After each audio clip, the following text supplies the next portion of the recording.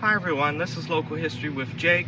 I'm here in Bowling Green, Virginia, Central Virginia, just south of Fredericksburg and just north of Richmond. Today I'll be talking about the 1955 Bowling Green fire that happened on April 10th, 1955, 55 years to the day of the first fire that happened in Bowling Green. The house behind me that you see right here that is now the State Police Department was originally known as the Dunn House during the 55 fire, where Mr. and Miss Dunn were saying goodbye to their children on Easter Sunday as they were leaving. Miss Dunn spotted off of the porch across the street right here behind Mr. Elliott and Bob Price's service station a fire in a barn, which eventually spread to the garages behind the Bowling Green Hotel and then eventually spread to the water tower. Because the area and the air was so dry during that day, with the temperatures being so windy, that it quickly caught everything, which was mostly wood structures down here, quickly on fire, spreading through Milford Street right here, all the way to Main Street, and then jumping the street all the way to the courthouse, and then back down on Main Street, across Chase Street, burning several residences and buildings that way. Standing behind me is the service station where many people would go and get their cars worked on from the Ford dealership, which was owned originally by the Elliots and then by Bob Price, who owned the Ford dealership during the 55 fire. But just to the left of this building and to the back, probably where those woods are, is where the original water tower was that caught fire, and you can see flames in the pictures just raging before the wind picked it up and carried it to town. Okay, located on what is now the corner of Chase Street and Main Street in Bowling Green is the old Texaco Building. And behind the old Texaco Building was the kill-winning Masonic Lodge, which is still the present site of it, but originally was also the site of the two-story wood-framed movie theater that housed the Masonic Lodge on the second floor. That's when the fire switched and jumped from this half of Main Street over Chase Street and caught the movie theater and Masonic Lodge on fire. People got so scared because it was so close to the back half of the Texaco that they thought that it was going to blow up. And so with that, they hurried up and rushed everyone away.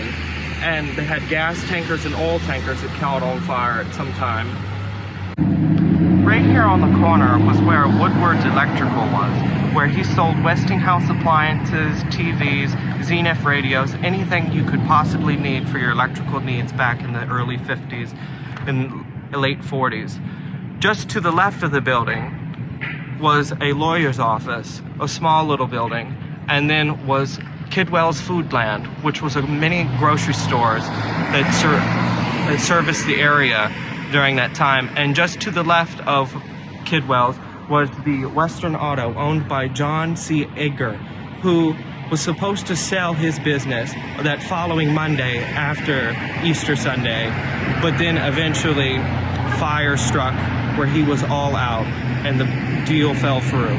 So this two-story brick building behind me was set here to replace the Dorsey building, which was built sometime after the 1900 fire.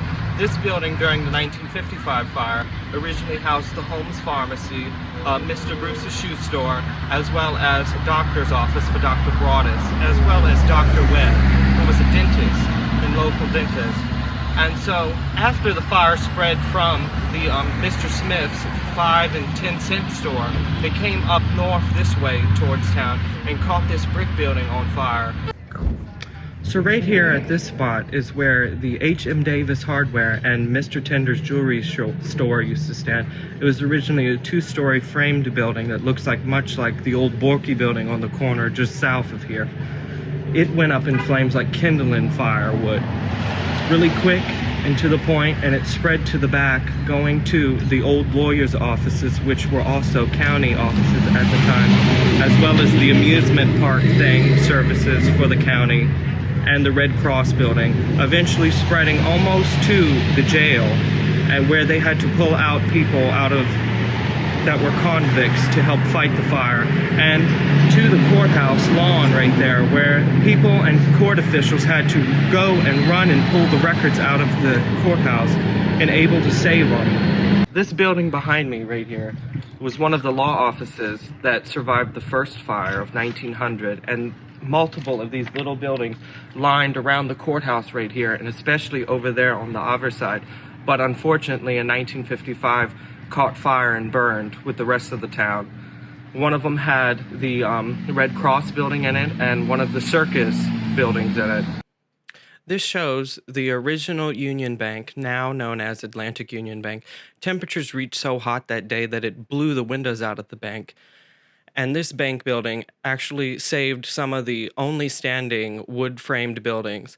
Seen here, you can see where all of Main Street is wiped out except Union Bank. This picture shows an aerial view of the disastrous aftermath of the town, showing Bob Price's Ford dealership right here. The white building on the corner right there beside the bank is Manny's Ready to Wear. Temperatures got so hot that day that people heard paint cans in the hardware store going off like rockets, glass busting, cans busting, you name it. It was a scary time for people. This was Local History with Jake. Thank you for watching. Please leave a comment, like, and subscribe. Thank you.